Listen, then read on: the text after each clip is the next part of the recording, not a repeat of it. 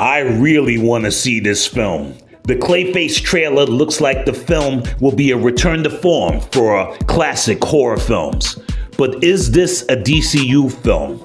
Is this what the DCU currently needs? All of our hopes seem to be riding on the Clayface film.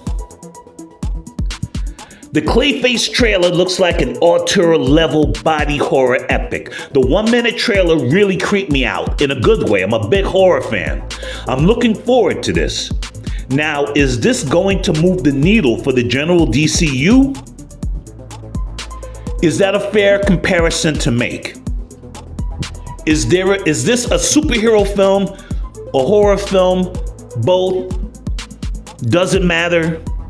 Is this what we were promised?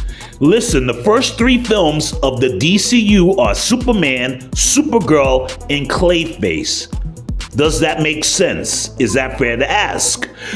Was that really the original plan, or is this a manifestation of frenzied overcorrection? Let's break down the Clayface trailer, what I loved, and some reservations I have about its connections to the greater DCU. Hey, what's good? It's your boy Ace from pfadvice.com. Like, share, subscribe, get notified, hit the bell, leave a comment. Join the movement, and thank you for subscribing. Now, I love this trailer. Great director Tom Flanagan and actor Tom Rhys Harris is perfect casting. Harris is playing the Silver Age Clayface, Matt Hagen, who was an adventurer who fell in some muddy goo and became Clayface.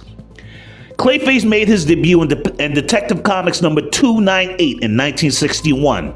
Now, in DC Comics, legacy-wise, there are like 8 Clayfaces in the comics. What's important to remember is the Golden Age Clayface. The first one was an actor, Basil Karlo. The second one, the Silver Age Clayface, Matt Hagen, were combined for Batman the Animated Series in the 90s and for this upcoming Clayface film.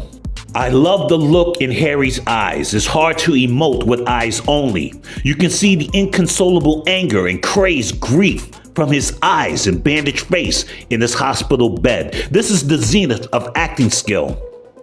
We're horrorized, the visual language. Harry's does not need to utter one word for you to understand what his eyes are saying. As the camera zooms into Hagen's bandaged face, we get flashes of the story. We see Hagen is an up-and-coming actor at a film premiere. He is later seen running from a threat, perhaps some gangsters or goons. We see Hagen is held down, shirtless, while some goons slash up his face. The trailer has a laser focus on how Hagen views his self-worth, his face as an actor, his vanity, and how he feels he loses his humanity long before he becomes Clayface. Also, I'm not saying he deserved what happened, but why would these goons slash his face?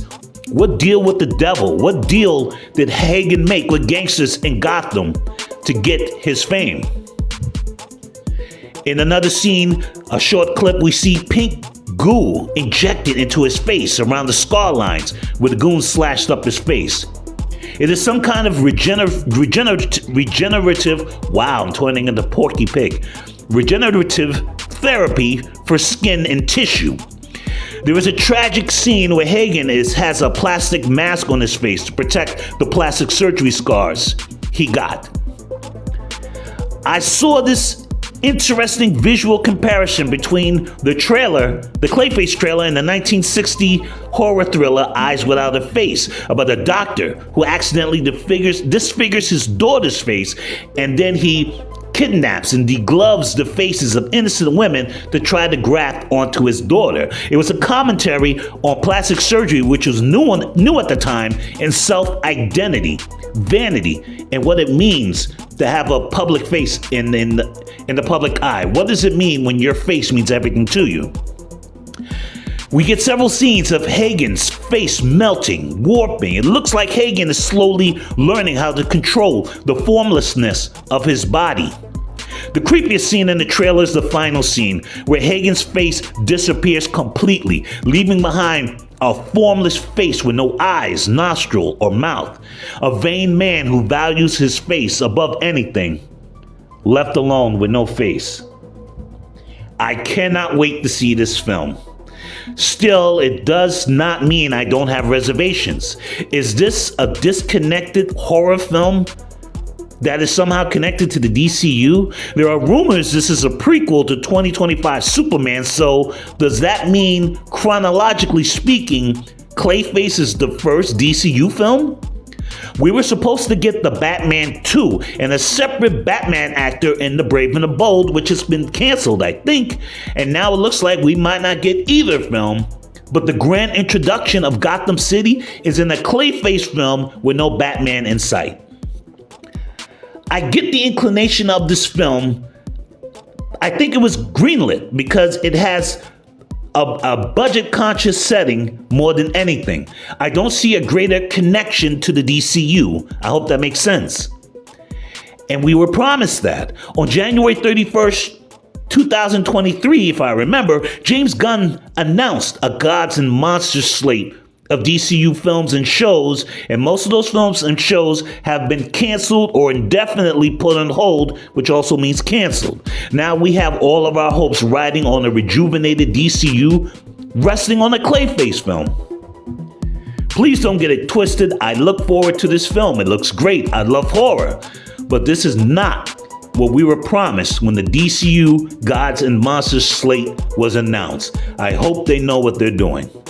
I'll take this Clayface film, but it does not change my worries for the greater DCU at the moment.